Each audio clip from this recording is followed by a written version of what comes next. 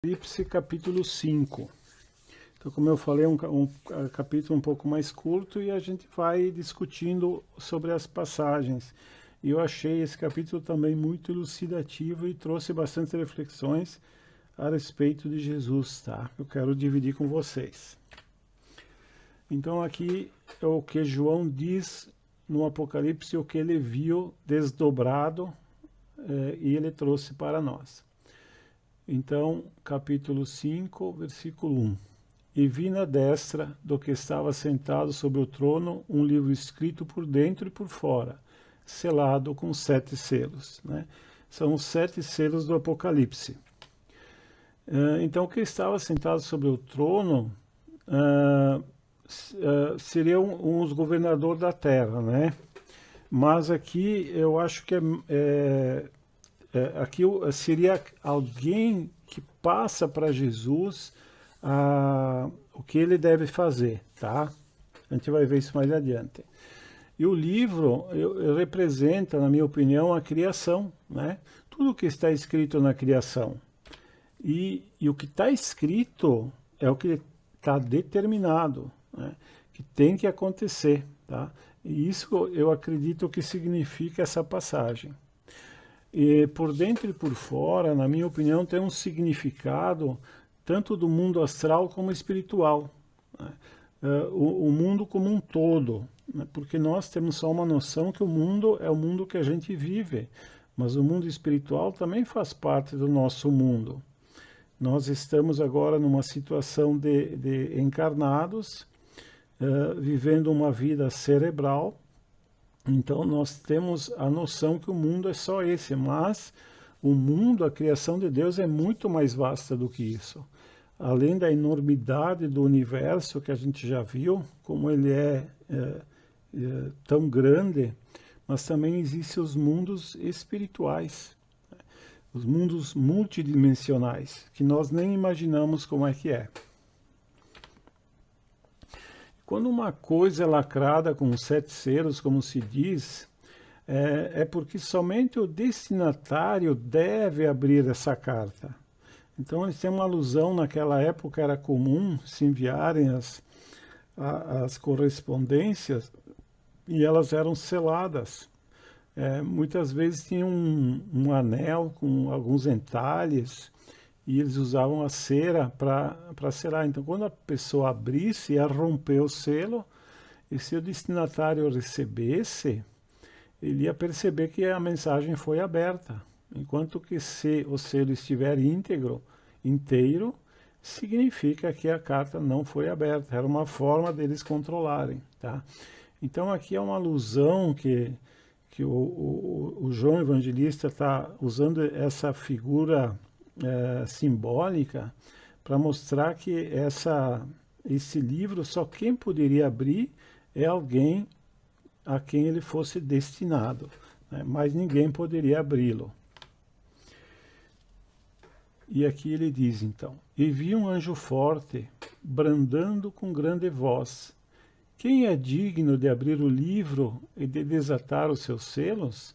Então ele está perguntando aqui, quem que é digno? Quer dizer, a quem é que pode realmente abrir esse livro da vida, né? Onde estão escritas as coisas que devem acontecer. Então, digno de abrir é o destinatário, é aquele que tem realmente as condições de receber o que está escrito. E porque se está escrito, deve ser executado. Então, digno é aquele que tem condições de executar a ordem divina. Então, não pode ser qualquer criatura de Deus que pode abrir esse livro, porque é necessário que ele execute o que está escrito. Porque esse livro, na minha concepção, representa a vontade de Deus para o nosso mundo. E quando as coisas devem acontecer nesse mundo, no nosso planeta, a má vontade dos homens nada pode contra a vontade de Deus. Elas vão acontecer, né? Então, a gente se preocupa muito com as questões políticas na Terra, por exemplo, e econômicas, que a gente realmente deve se preocupar, mas a gente deve saber que, em última instância, quem determina o rumo do nosso planeta é Deus, porque o nosso planeta é obra divina, e com toda a sua civilização, de 8 bilhões de encarnados e, sei lá, de repente mais 15, 20 bilhões de desencarnados só em torno, vivendo e existindo somente em torno do nosso planeta, né? Então, quando a vontade de Deus é determinante, alguém tem que executar. E, obviamente, o Cristo, pela sua evolução moral, é aquele que tem maior poder de conhecimento, de amor, de vontade e todas as qualidades necessárias para se fazer cumprir a vontade de Deus para o mundo. E ninguém no céu, nem na terra, nem debaixo da terra podia abrir o livro, nem olhar para ele. Veja que interessante isso, né? Por que ele diz no céu, nem na terra e debaixo da terra? Eu interpreto assim, que o céu é o mundo astral, né? E que a terra representa todos os mundos físicos. E abaixo da terra representa os espíritos inferiores. Então ninguém que está abaixo de espírito puro poderia abrir esse livro para cumprir as determinações de Deus, né? É assim que a gente interpreta.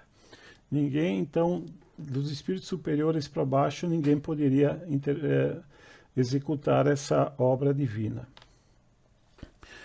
E João continua: e eu chorava muito porque ninguém fora achado digno de abrir o livro, nem de o ler, nem de olhar para ele. Então, aqui João fica muito entristecido, que percebeu que ninguém tem a capacidade de abrir esse livro da vida. Significa, ele não percebe que ninguém teria aquele potencial de executar o que está nesse livro, né? Aí, então, e continua João: e disse-me um dos anciãos: não chores, eis aqui o leão da tribo de Judá, a raiz de Davi, que venceu para abrir o livro e desatar os 7 selos, né? Então aqui há uma alusão a Jesus Cristo, que venceu o mundo, e que venceu o mundo e que tem as condições de desatar então esse livro e pôr em execução a vontade de Deus no mundo. E eu olhei, e eis que estava no meio do trono e dos 4 animais viventes, e entre os anciãos um cordeiro, como havendo sido morto. Então ele foi morto, né? E tinha 7 pontas e 7 olhos, que são os 7 Espíritos de Deus enviados a toda a terra. Então a gente lembra que a gente já falou que os 4 animais significam todas as civilizações, e o cordeiro significa Jesus, que é o inocente e sacrificado, que ressurge vivo e atuante no mundo espiritual superior, né? E os 7 espíritos são os espíritos superiores que trabalham com o Cristo, porque conforme a gente viu na semana passada, o Cristo não trabalha sozinho, ele tem uma pleiade de espíritos para executar as suas ordens. Então a gente percebe que existe no universo uma hierarquia, a hierarquia existe, né? Nós aqui que temos uma hierarquia pelo poder, né? Mas no mundo espiritual existe uma hierarquia pela superioridade moral, começando por Deus, que está acima de todos e de tudo, e depois os espíritos crísticos, que vão descendo numa hierarquia, passando por Jesus, e o próprio Jesus, como governador da terra, tem toda aquela pleiade de espíritos que trabalham para ele. Então, esses espíritos muitas vezes trabalham como encarnados, outras vezes trabalham desencarnados. Quando eles encarnam, então, muitos deles são santificados por causa do seu poder de cura, o poder de condução, o poder de transmitir o verdadeiro amor para as criaturas, o desapego, o exemplo, né? Também os grandes guias da humanidade das religiões não cristãs, como Confúcio, Buda, esses espíritos orientais, onde o cristianismo não existe, mas também não estão abandonados do nosso governador da Terra. E veio e tomou o livro da destra do que estava sentado no trono. Então, aqui alude a Jesus que teria pego esse livro. Aqui aludindo como ele dizendo que aceita a missão do que está escrito no livro. Então, aqui Jesus recebe a missão, porque é o único que tem condições de executá-la, né? Porque, como a gente já falou, ele é um espírito crístico. Então ele está recebendo a missão da mão de alguém superior ao Cristo. Aqui podemos interpretar que essa missão ele recebeu direto nas mãos de Deus, né? Mas eu particularmente tenho uma interpretação minha, porque a gente sabe que os espíritos crísticos também têm uma hierarquia. Então, existem um espírito crístico, por exemplo, do nosso sistema solar, que cuida da governança de todas as civilizações do nosso sistema solar. E Cristo, então, seguiria essas determinações desse Cristo do sistema solar. Então, lembrando que essa é uma interpretação minha. Ele pode ter recebido desse Cristo solar as determinações do que deve se cumprir na Terra, né? Mas, no fim de tudo vem de Deus. Seja para o sistema solar, seja para o nosso planeta, porque Deus não cuida só do nosso planeta, obviamente. Todos os planetas e todos sistemas solares do nosso universo estão sob a égide do Deus da vida, né? Tá? Alguém quer fazer algum comentário?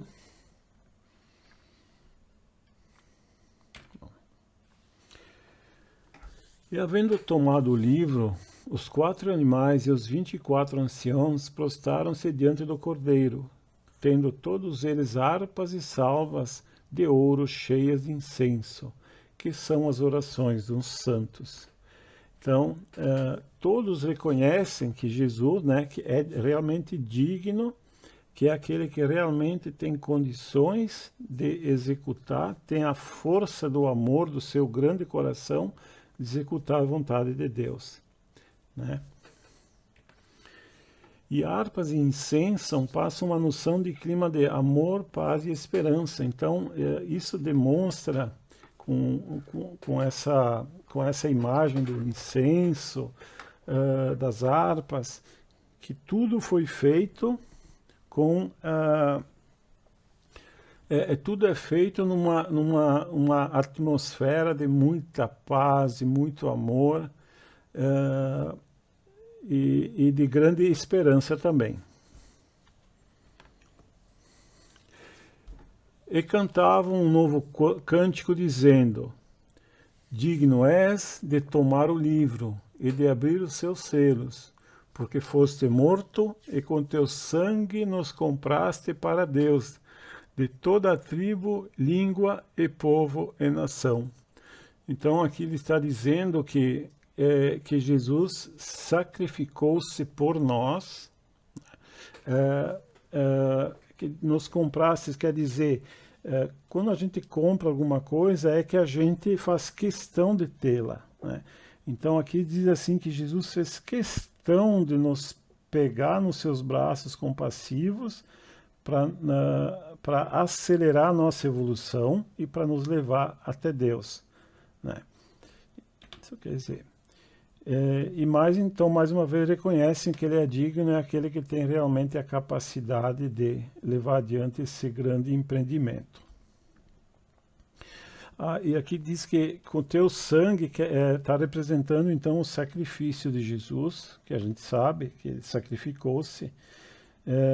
Nas tradições então cristãs, a gente fala do sacrifício de Jesus na cruz, que realmente foi um grande sacrifício, mas nós, como já nós comentamos, o maior sacrifício do Cristo foi encarnar no nosso plano físico, que é o plano mais denso da criação, né? Então, ele sendo um espírito puro, não possuía mais os corpos inferiores, e ele teve que ir adquirindo os corpos inferiores conforme ia se condensando até chegar no nosso mundo. Esse foi o verdadeiro suplício do Cristo, né? Eu sempre comparo, imagine nós, asseados, limpinhos, tivermos que entrar num charco pestilento para socorrer alguém que a gente ama, né? A gente vai, mas é um sacrifício para nós, né? E Jesus foi a mesma coisa. Ele veio, mas esse foi o seu grande sacrifício, né? E, além disso, ele sabia que ia lidar com a grande ingratidão dos seres humanos, né? E a nossa grande ignorância, causada pelo nosso ego, que está muito ligado ao mundo material. Então ele sabia que ia enfrentar tudo isso. E esse foi o grande sacrifício dele. E para nosso Deus nos fizestes reis e sacerdotes, e reinaremos sobre a terra. Então significa que o bem reinará supremo e os pacíficos herdarão a terra, como Jesus prometeu. Deus permitiu que na terra crescesse o mal e o bem lado a lado. É por isso que nós estamos saindo do mundo de provas e expiações, porque no mundo de provas e expiações os espíritos já são inteligentes, têm capacidade de compreender a moral, né? E os erros que aqueles seres cometem, e já que são inteligentes, eles criam para si grandes dores morais de arrependimento e solicitam então as provas e expiações para poderem superar suas fraquezas nas provas e sentir na carne o que fizeram os outros sentir através da expiação, né, para poder apaziguar a sua consciência dolorida. Porque Deus escreveu em todas as consciências as leis morais, e quando nós saímos das leis morais, nós sofremos muito, né? Quando nós nos demos conta que fizemos o nosso semelhante sofrer, então nós sentimos a necessidade também de sofrer o que fizemos sofrer para apaziguar a nossa consciência. Mas Jesus disse então que na terra regenerada somente os pacíficos herdarão. Significa o quê? Que aqueles que são voltados ao bem, evidente que não são espíritos perfeitos, mas são espíritos que, se caírem no erro, logo eles tentarão corrigir-se, pedir perdão, perdoar, né? Porque são espíritos ainda falíveis, mas são espíritos que pelo menos se esforçarão para ser melhores. Esses são os pacíficos que herdarão a terra. Por que eu digo isso? Porque se realmente fossem espíritos bons, ou espíritos um pouco mais elevados, encarnariam em planetas com condições melhores para eles continuarem a sua evolução. Mas aqueles que são dedicados ao mal pelo mal não poderão mais voltar na Terra, tá? E o bem vai reinar supremo aqui na Terra, porque essa é a vontade de Deus e essa é a missão que Jesus recebe de Deus para conosco. Eu olhei e ouvi a voz de muitos anjos ao redor do trono, e dos animais, e dos anciãos, e era o número deles milhões e milhões e milhares e milhares.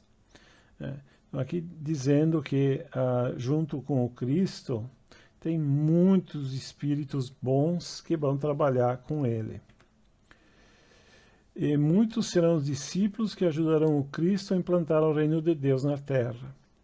Então, Jesus conta realmente com muitos discípulos. E nós podemos ser os pequenos discípulos. Não temos as condições dos grandes mestres, dos grandes espíritos, mas podemos fazer a nossa pequenina parte para implantar o reino de Deus na terra. Começando, então, por nós mesmos, implantando a paz dentro de nós, através do quê? Do perdão, principalmente das ofensas, da paciência, da concórdia. Temos que ter muito cuidado de não poluirmos nossos pensamentos com pessimismo. E temos que cuidar, então, aqui abrindo um parênteses, com o que a gente assiste nas notícias, com os comentários, opiniões que a gente vê, por exemplo, nas redes sociais. Por que eu digo isso? Porque às vezes tem pessoas que pregam a divisão, o ódio disfarçado, as teorias conspiratórias, a desconfiança, como se o outro, porque pensa diferente de mim, é meu inimigo. Então, isso a gente tem que ter muito cuidado, né? Porque aí a gente está trabalhando contra a implantação do reino de Deus na Terra. Então, como nós somos pequeninos, nós podemos fazer a nossa pequenina parte. Então, nós, começando dentro das nossas famílias.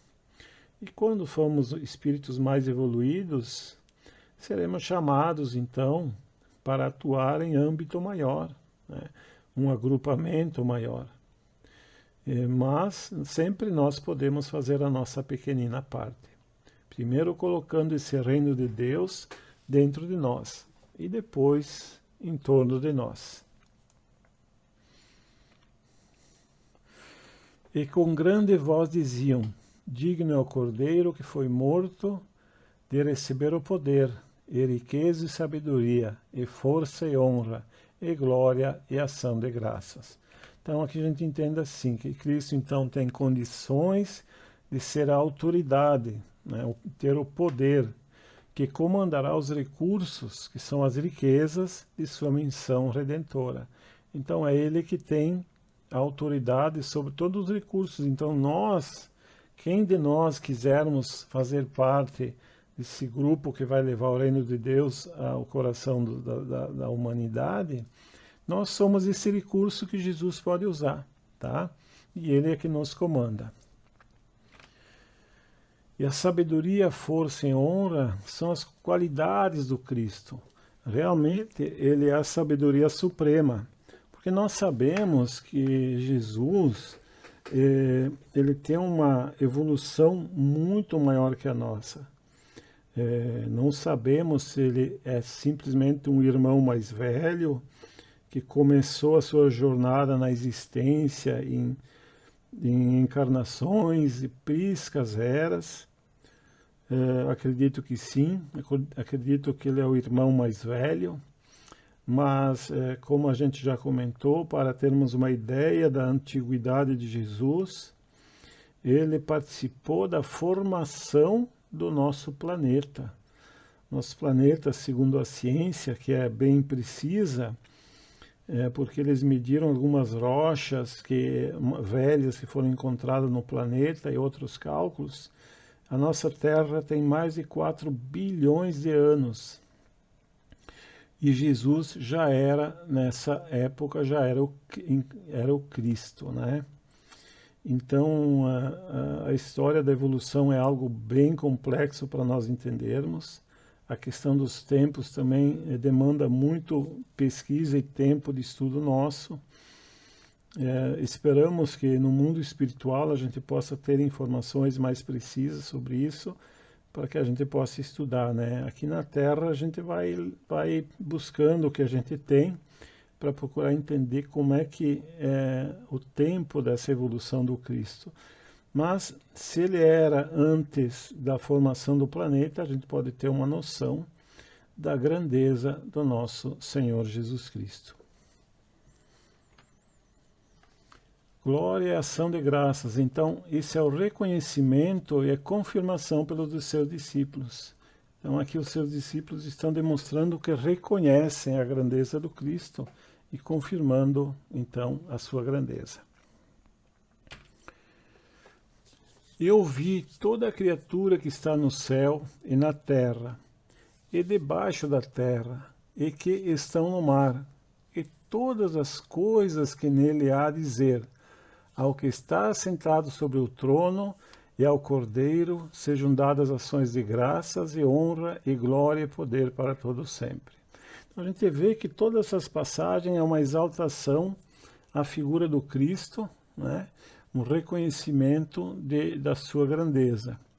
E aqui eu achei interessante, que eu estava refletindo hoje, por que toda a criatura que está no céu e na terra, debaixo da terra, que estão no mar, quer dizer, aqui ele está englobando, né, todas as criaturas vivas, dando graças ao Cristo. Eu fiquei pensando, por que não somente os seres humanos, não é? Por que todas as criaturas vivas? Porque a gente sabe hoje que todas as criaturas vivas não são uma simples máquina biológica.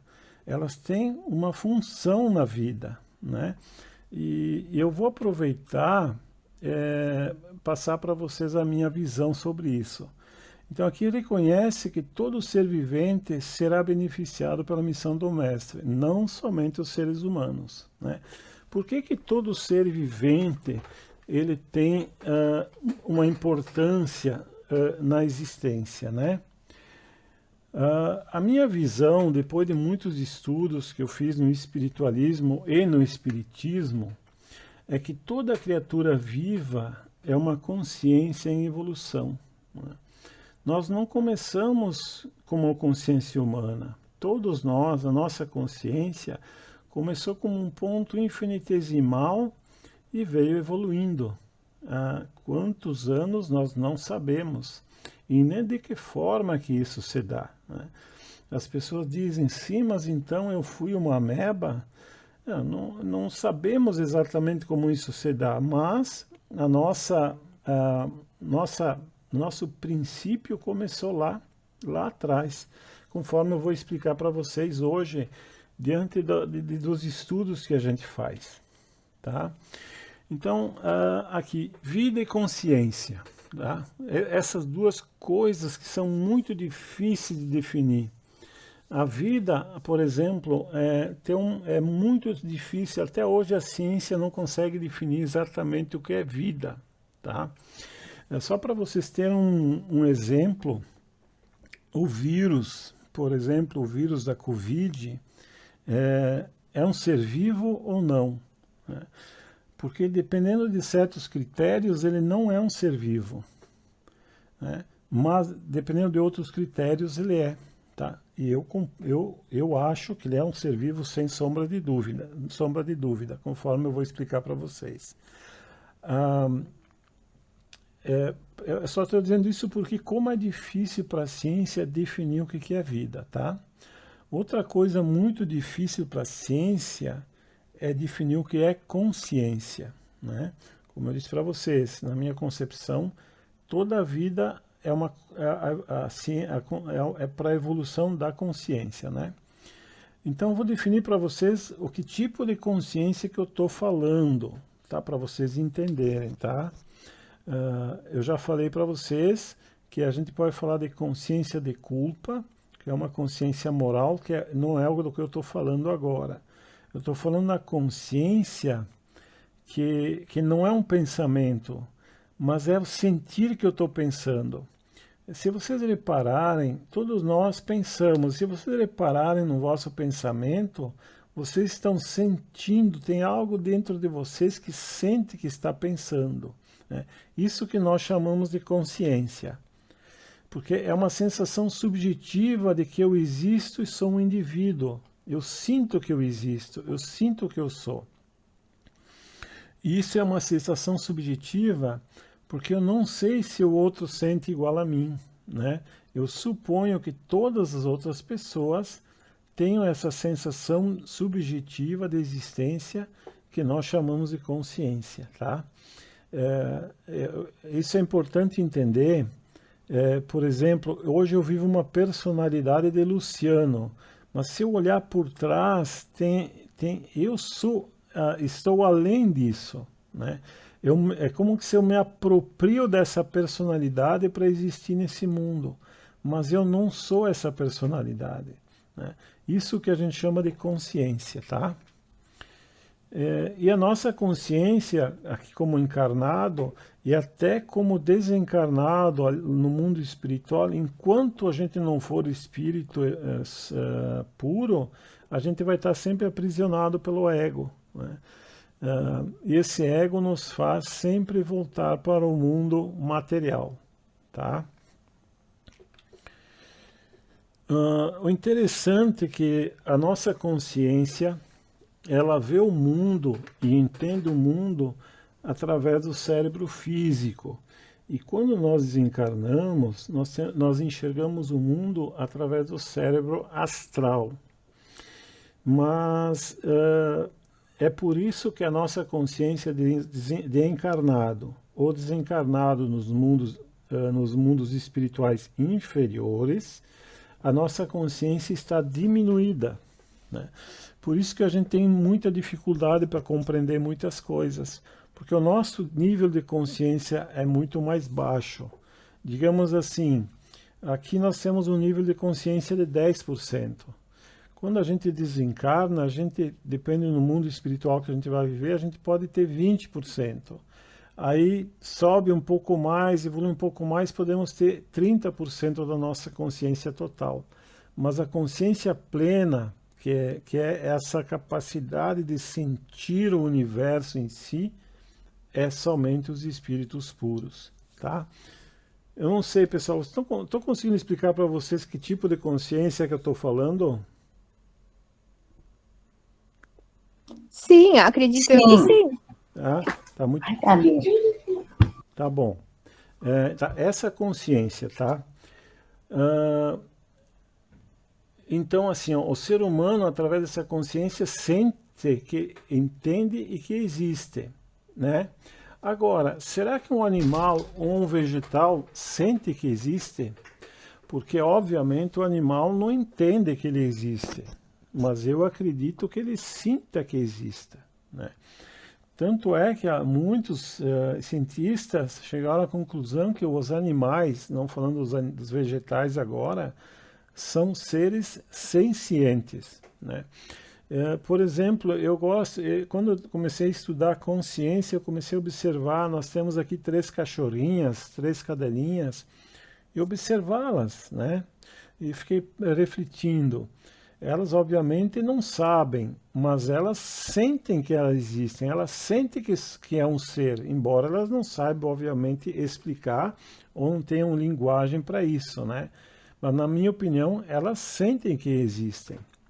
E já chegaram no estágio de ter emoções, todo mundo que tem um animal doméstico consegue perceber isso, né?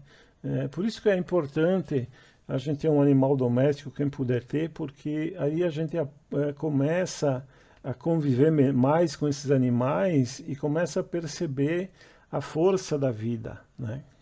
Então isso é importante, tá? Então, na minha concepção, o que eu entendo como vida? E ali eu consigo conceber a vida como a ciência não concebe. A vida aqui, como encarnado, como qualquer animal, não só nós, tá? Como qualquer animal, planta, animais, bactérias, vírus, nós somos a soma de 2 coisas, que é um automatismo, que eu chamo de inteligência da matéria, mais a nossa consciência que está ligada a essa matéria, tá? Esse automatismo, então, vem o que? Através do DNA,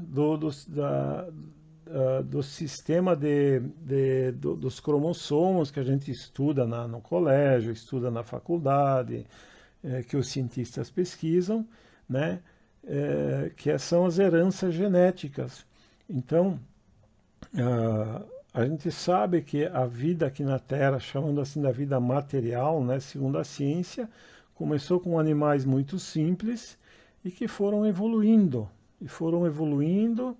e, ah, e tinham dois trabalhos a fazer. Primeiro, se alimentar, né? E segundo, fugir dos predadores. E isso foi desenvolvendo alguma coisa na consciência dos animais, né? E dos vegetais também. Aliás, por exemplo, né, os vegetais. Eu estava vendo esse dia, eu estava lendo um livro, O Paradoxo dos Vegetais, é um livro sobre saúde, né? E falando dos vegetais, que às vezes a gente tem que ter cuidado, porque eles podem até fazer mal para a nossa saúde, né? A longo prazo, ou tem uns, obviamente, que a gente sabe que a gente chama de plantas venenosas, né? Então, o que a planta tem? Ela tem defesas, né? Então não é uma coisa inerte, né? Também é uma coisa que luta pela vida e luta pela subsistência. Eu estava vendo, por exemplo, por que frutas verdes tendem a fazer mal para a gente, para os mamíferos? Porque a árvore quer que você consuma frutas maduras, porque aí você pode espalhar as sementes dela para ela se reproduzir, né? Então, olha, é uma inteligência da matéria, né? Ela quer que daí quando a fruta fica doce, fica atraente, o mamífero gosta, até nós gostamos. Em teoria, a gente espalha as sementes para ela continuar se reproduzindo. Então, eu quero mostrar para vocês como exemplo de que toda a matéria ela tem uma inteligência. O nosso corpo, se a gente vai estudar, né, ele tem uma inteligência dele, né? Por exemplo, nenhum de nós agora aqui está pensando em fazer o nosso coração bater, né? Ele vai bater sozinho, e se nós fizermos força, ele automaticamente vai bater mais para impulsionar mais sangue, porque o organismo precisa, né? Os nossos movimentos do peristáltico, do nosso sistema digestivo, a gente quando come não precisa dizer agora eu vou ligar o meu intestino para ele começar a absorver os alimentos que eu consumi. Não, ele sozinho, ele começa a fazer sem eu me preocupar. Então eu chamo isso de automatismo, né? O próprio sistema imunológico que a gente está falando tanto hoje por causa do Covid, é o nosso sistema, por esses automatismos, ele mesmo sabe se defender. Eu não preciso, eu como ser consciente, intervir, tá? Mas o espírito, que é o ser consciente, está ligado a essa matéria, né? E sabe que eu vou falar para vocês uma coisa curiosa. Às vezes a gente não cuida bem do nosso corpo e exagera em alguma coisa, né? E eu comecei a tomar para comigo conversar com o meu corpo. E dizer assim, olha, meu querido corpo, eu preciso muito de ti, eu exagerei em tal coisa, mas e agora eu e tu nós vamos ter que nos livrar desse erro que eu cometi, né? E olha, eu notei que muitas vezes eu melhoro rápido, né? É como se essa parte do meu corpo inteligente percebesse minha intuição e tentasse, com o seu automatismo, corrigir aquilo lá que de errado que eu fiz. Eu estou falando, por exemplo, se você bebe demais, se você come demais, se você exagera em qualquer coisa, tá? Então, eu entendo a vida assim, que é um automatismo da matéria, que esse automatismo evolui para ajudar a consciência que está ligada nele também a evoluir, né? E aí a gente entende fácil o que é vida, tá? Eu digo isso porque no Espiritismo, os espíritos passaram para o Kardec isso aqui, ó. É assim que tudo serve, tudo se encadeia na natureza, desde o átomo primitivo até o arcanjo, pois ele mesmo começou pelo átomo. Então aqui, para mim, tem uma informação muito importante sobre a vida. Por isso que ali no João tem essa mensagem que tudo na natureza rende graças ao Criador, né? O que está abaixo da terra, o que está acima da terra, o que está no mar, porque na minha opinião, tudo é vida. E o átomo é vida também. Acredito, numa opinião minha, que é no átomo que a mônada da consciência começa a evoluir e a crescer, tá? E aí, então, tudo começa a fazer sentido. Hoje a gente sabe, por exemplo, que o nosso corpo é formado por 1 trilhão de células. Tá? E mais outro tanto de bactérias benéficas à nossa saúde, tá? Por exemplo, a flora intestinal tem muitas bactérias benéficas à nossa saúde, a nossa pele tem bactérias benéficas à nossa saúde. Então, todas essas células, hoje nós temos uma compreensão no Espiritismo que a gente estuda, que são seres vivos que estão no comando de nossa mente. São pequenos seres vivos que estão evoluindo enquanto fazem o nosso corpo funcionar. Tá? Na época do Kardec, ele dizia que o nosso perispírito, que é o nosso corpo espiritual, está ligado molécula a molécula do corpo físico.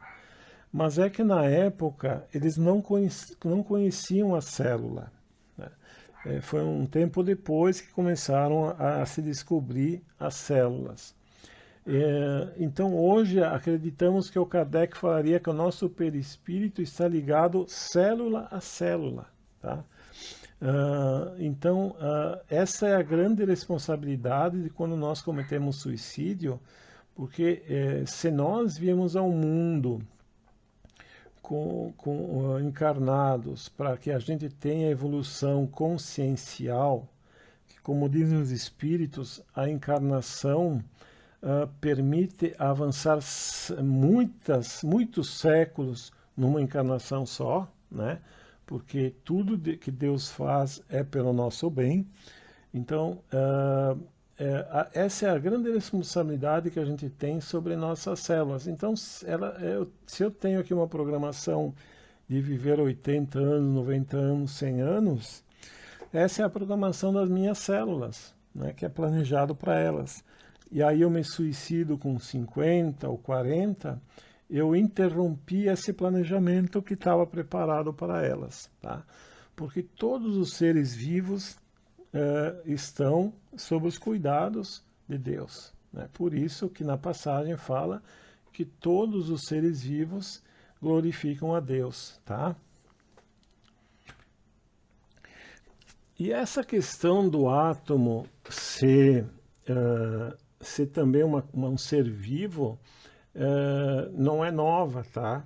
Essa senhora aqui, até achei esse livro hoje no Amazon. Até interessante, esse livro estava R$13, aí eu peguei e comprei para o meu Kindle, que é aquele meu é um livro digital, tá? É um tabletzinho que a gente lê livros, que eu compro na Amazon. Essa Alice Bailey, ela era inglesa, nasceu em 1880 e desencarnou em 1959. Ela escreveu esse livro, A Consciência do Átomo. Ele está em inglês, né? Então, a gente tem que ler em inglês, mas tem em português também, se não me engano. Mas o que eu quis trazer para vocês, então, essa ideia de que o átomo também é um ser vivo não é nova, tá? E quem trouxe, então, como a gente viu, foi o Espiritismo. E uma coisa que eu esqueci de comentar. Olha só o Espírito dizendo que o arcanjo começou pelo átomo. Agora vamos voltar na época que isso foi dito, né? Que é antes de 1860. Naquela época, a teoria atomista, quer dizer, a teoria de que a matéria era formada por átomos não era bem aceita. Tá? Então, ali é uma coisa que os espíritas não comentam muito, mas a gente que estuda a história da ciência, é uma coisa notável que os espíritos falassem de átomo 50 anos antes que a ciência aceitasse abertamente que o átomo existia. Tá? Essa escritora é teosófica, então aqui eu quero deixar bem claro, aproveitar o gancho também, eu acho que a gente deve ler de tudo, tá? Mas a teosofia é uma filosofia concorrente com o espiritismo, e que muita coisa fecha e muita coisa não fecha, tá? Mas eu tenho para comigo o seguinte, é uma regra que eu uso para mim. Em primeiro lugar, é o Evangelho de Jesus Cristo, né? Depois, acima de tudo isso, eu coloco a obra de Allan Kardec, pela Sociedade, e depois a obra de Chico Xavier, que eu tenho plena confiança, né? E então aí, com essa base, eu posso ler qualquer coisa, ele tirar o que é precioso e o que não for, eu prefiro ficar com Allan Kardec, Chico Xavier e Jesus Cristo. E, obviamente, a ciência, né? Mas na questão dos fatos, porque a ciência, ao contrário do que muitos pensam, ela não interpreta as coisas, ela trabalha com fatos, né? A verdadeira ciência. Então, a ciência também é uma base muito grande para nós, tá? Então, muito interessante isso aqui. Agora, eu também faço pesquisa com os materialistas, tá? Porque me interessa saber como os materialistas pensam o mundo, tá? Materialista é aquele que acha que a verdade está somente dentro da matéria. Eles acham que não existe nada fora do universo observável, tá? Então, no mundo acadêmico, pensar na consciência é um problema insolúvel, tá? Aquela consciência que eu falei para vocês, aquela sensação de existir, tá bom? Então, para o mundo acadêmico, eles refletiram muito e não conseguiram chegar a um consenso ainda. Eles acham que a consciência nasce do funcionamento do cérebro. Então o cérebro funciona e a nossa consciência nasce daí. Mas eles não têm ideia de como isso se dá, de como que isso é possível. Então, esse aqui, por exemplo, é um filósofo materialista que estuda a consciência, né? E olha o que ele diz, pelo menos ele é sincero. Ele não acredita que a consciência seja fora do corpo, né? Que ela tem que brotar dentro do mundo físico. Ele diz assim: não temos uma teoria adequada de como o cérebro usa estados conscientes e como a consciência se encaixa no universo. Então ele diz assim, não tem uma teoria de como o cérebro causa consciência. Não temos, não entendemos como isso é possível. Eu acompanho esse site aqui, só a título de curiosidade para vocês, chamado Closer to Truth, que é um site em inglês. Para vocês terem uma ideia, esse é um neuropsiquiatra, é um cientista do cérebro, que faz 30 anos que ele estuda a questão da consciência. Então, ele é uma pessoa muito honesta. Eu vejo que ele tem pessoas que acreditam que a consciência não é física, quer dizer, não é material, e ele tem pessoas que ele entrevista, porque ele é um entrevistador, que são pessoas que acham que a consciência nasce da matéria. E o que é interessante é que fazem 30 anos que ele estuda, que conversa com pessoas de alta intelectualidade e não conseguiu chegar num consenso. Eu estou falando isso para vocês entenderem como a questão da consciência e da vida, porque a consciência e a vida transcende tudo que nós entendemos no mundo material, como que é complicado, tá?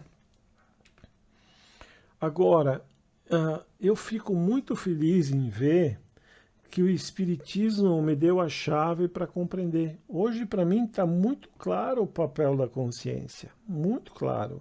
Eu não tenho a menor dúvida. E se esses estudiosos aceitassem essa proposta do Espiritismo, eles iriam ver como resolve tudo o que eles levantaram. Agora, eu gosto de acompanhar esses cientistas porque eles fazem observações muito perspicazes, muito inteligentes sobre a consciência, tá? Mesmo que sejam materialistas. Então, olha só, para mim o Espiritismo explicou tudo. Os Espíritos nos disseram que existe Deus, que é o Criador, né? Que são 3 elementos na existência. Que é Deus, que é o Criador. Primeiro, ele criou a matéria e criou o Espírito. É o Espírito que é consciente, né?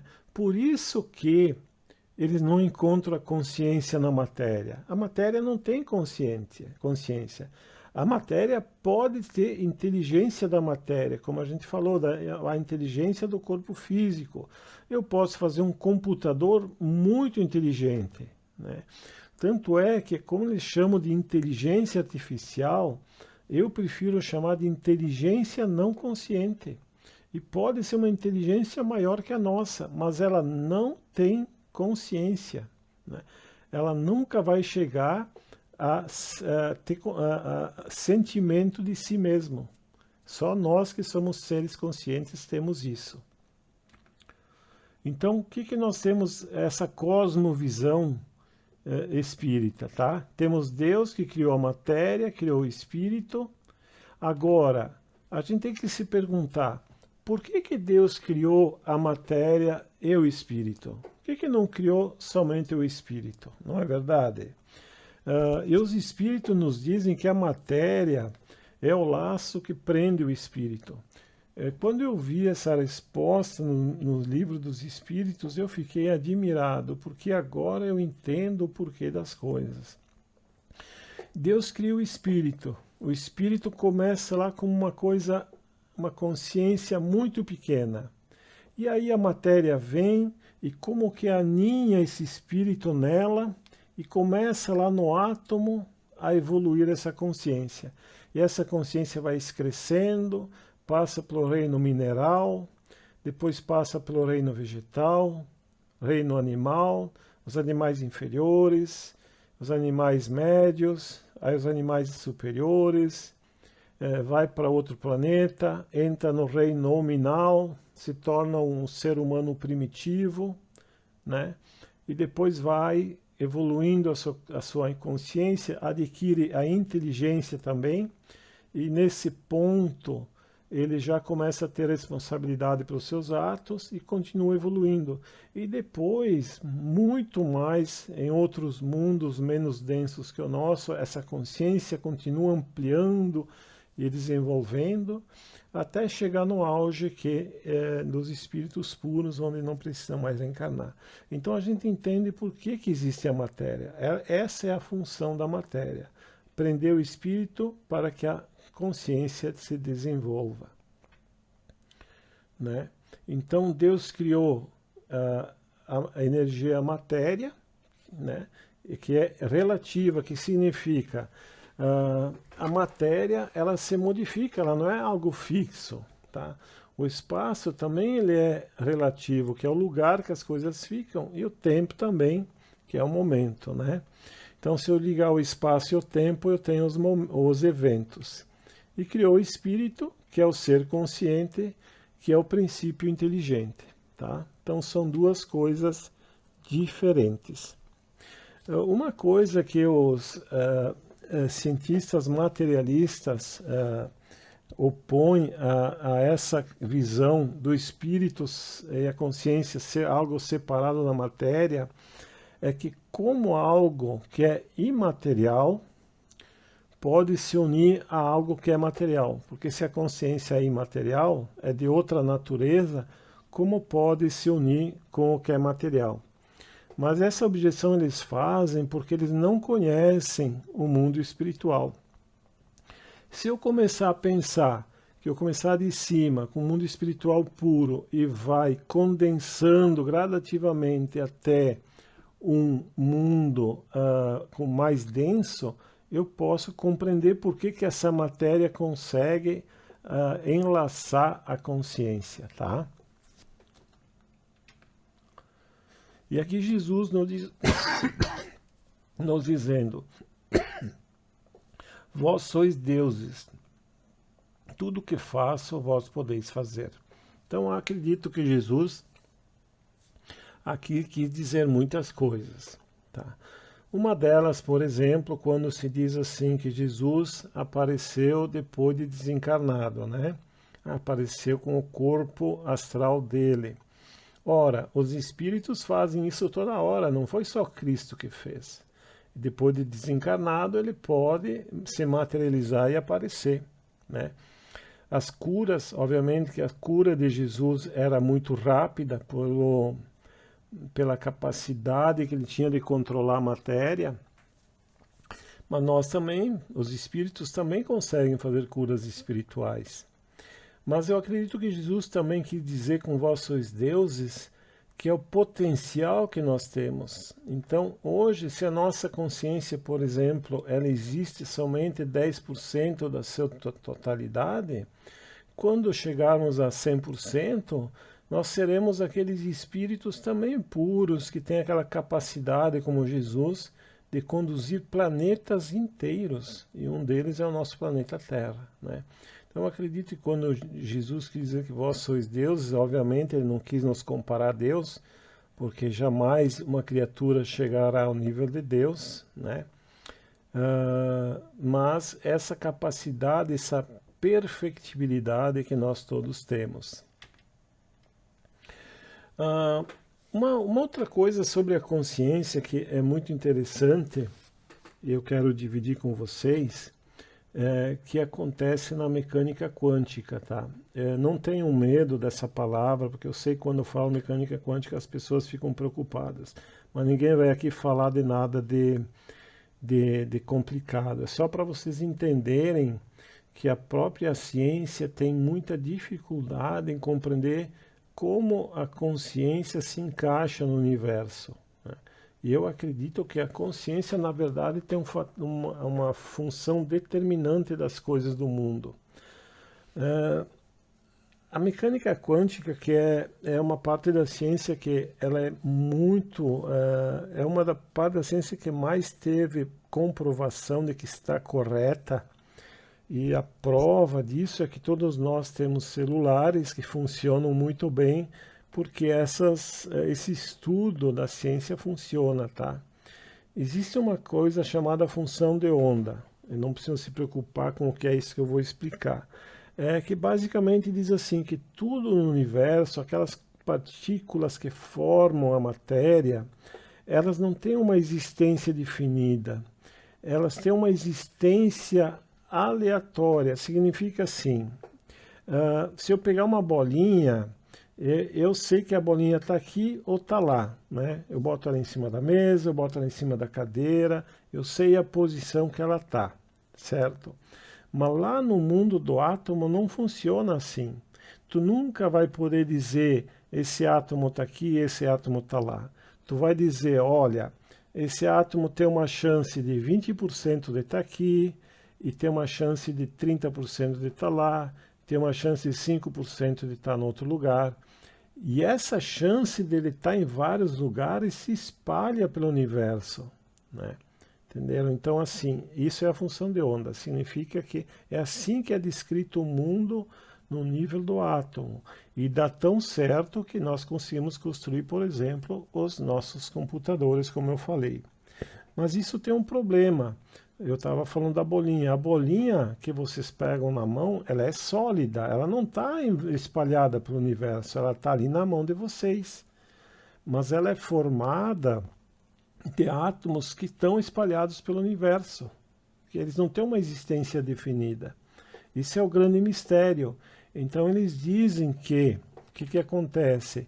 Que quando nós medimos ou quando nós tomamos conhecimento de um objeto, existe uma coisa chamada colapso da onda. Quando eu olho para a bolinha, eu sei que ela está ali, que é uma espécie de medição que eu faço, ela deixa de fazer parte do universo e faz parte da bolinha. Eles chamam isso de colapso da onda, tá? De maneira simples para explicar, tá bom? Então, o que eles concluíram?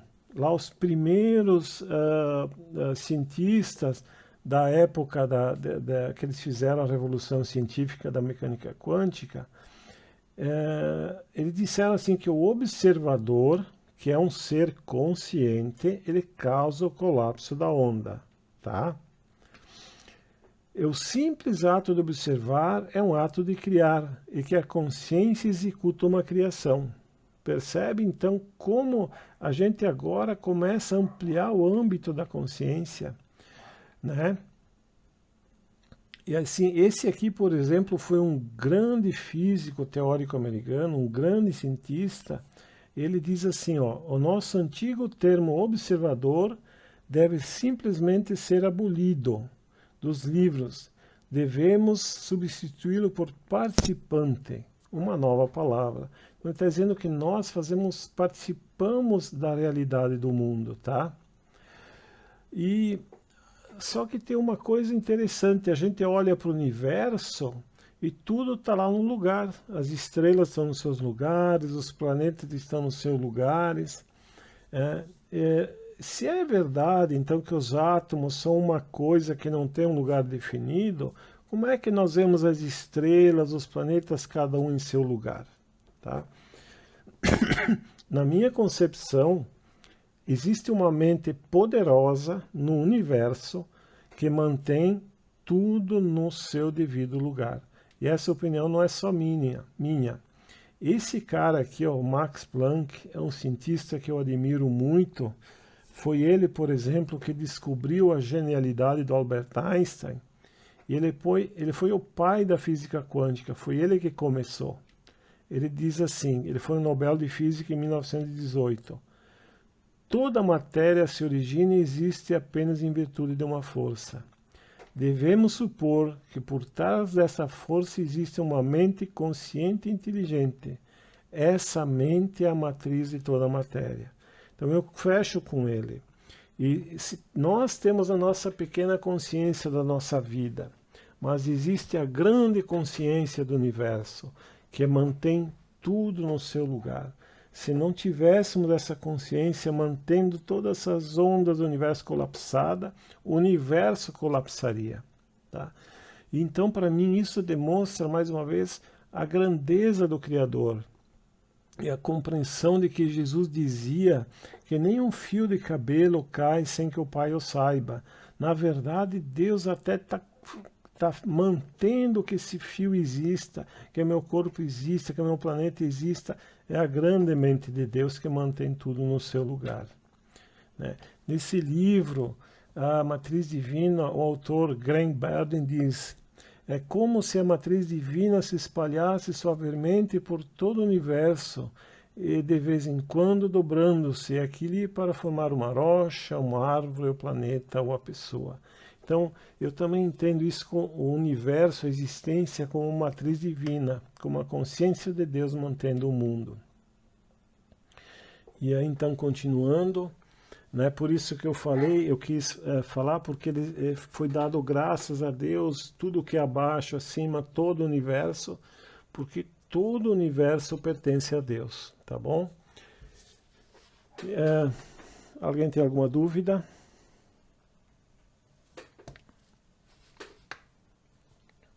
Tá bom, eu vou continuar então. Então, continuando aqui com João Evangelista. E os 4 animais diziam amém, e os 24 anciãos prostraram-se e adoraram ao que vive para todo o sempre. Então foi concluída a transição do poder para Jesus, tá? Então, concluindo, então, os selos são as barreiras do tempo e do espaço, e somente espíritos da elevação de Jesus podem abrir, né? Por quê? Porque ele tem condições de executar a missão. E os selos são rompidos no momento da evolução espiritual adequada para a compreensão. É o que permite agora as revelações e descobertas do Espiritismo. E eu diria mais, também a ciência pelas descobertas, como eu falei da mecânica quântica, a gente agora consegue compreender mais coisas, tá? Tudo bem, pessoal? Então, para concluir, aqui tem a mensagem de João Evangelista na Revista Espírita de 1868. Então, João Evangelista deixou uma mensagem para passar para a Revista Espírita, tá? Muitas vezes tendem lido a revelação de João e vos perguntastes, mas que quer ele dizer? Como se cumprirão essas coisas surpreendentes?